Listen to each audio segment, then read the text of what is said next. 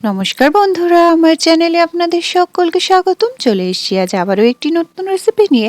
আজকের রেসিপিটি আপনারা মাত্র 2টি আলু এবং হাতে 5 মিনিট সময় থাকলে তৈরি করে ফেলতে পারেন। আজকের রেসিপিটি হলো ক্রিসপি পটেটো পকোড়া।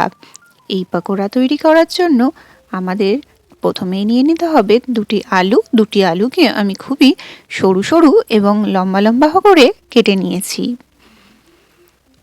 দেখুন ঠিক কতটা সরু করে আমি আলুগুলোকে কেটে নিয়েছি। আপনারা ঠিক এইভাবেই সরু এবং লম্বা লম্বাভাবে আলুগুলিকে কেটে নেবেন।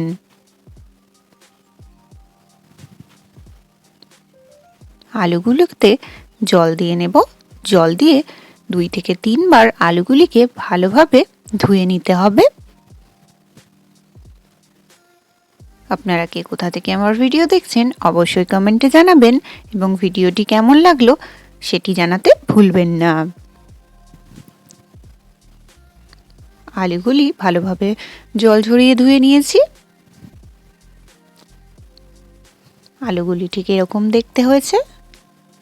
দিয়ে দেব হাফ চামচ গোলমরিচের গুঁড়ো,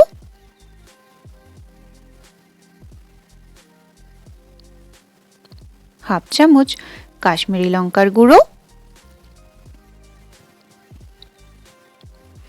1.5 চামচ কর্নফ্লাওয়ার,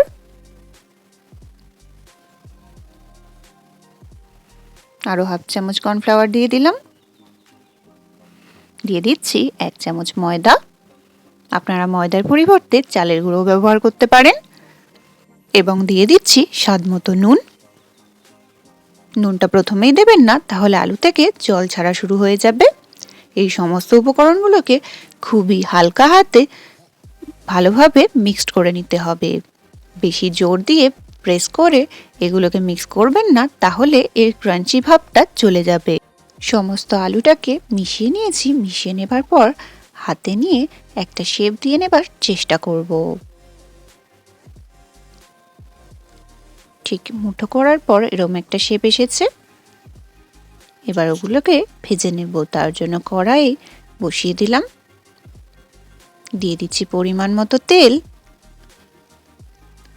তেলটা গরম হয়ে এলে একে একে পকোড়াগুলোকে তেলের মধ্যে দিয়ে দেব। এই স্টেপটি আপনারা একদমই হাই ফ্লেমে করবেন। লো ফ্লেমে করলে এই পকোড়াগুলো অতটাও ক্রাঞ্চি হবে না, নরম হয়ে যাবে।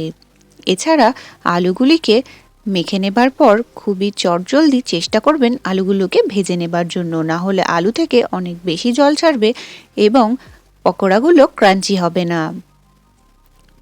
এছাড়া পকোড়াগুলি যখনই সার্ভ করবেন ঠিক তার 5 থেকে 10 মিনিট আগে ভেজে নেবার চেষ্টা করবেন। অনেক আগে ভেজে রাখলে এটার সুন্দর টেস্টি আর থাকবে না। ঠিক এরকম একটা গোল্ডেন ব্রাউন কালার চলে আসলে পকোড়াগুলিকে আমি তুলে নেব। এইভাবে একে একে সমস্ত কটা পকোড়া আমি ভেজে নিয়েছি। সন্ধেবেলা চায়ের সাথে কিছু ক্রাঞ্চি খেতে ইচ্ছে হলে মাত্র 2টি আলু এবং 5 মিনিট সময়ে তৈরি করতে পারেন এই ক্রাঞ্চি পকোড়ার রেসিপিটি। এই রেসিপিটি ফলো করে একবার বানিয়ে দেখবেন। কথা দিচ্ছি আপনাদের রেসিপিটি ভালো লাগবে।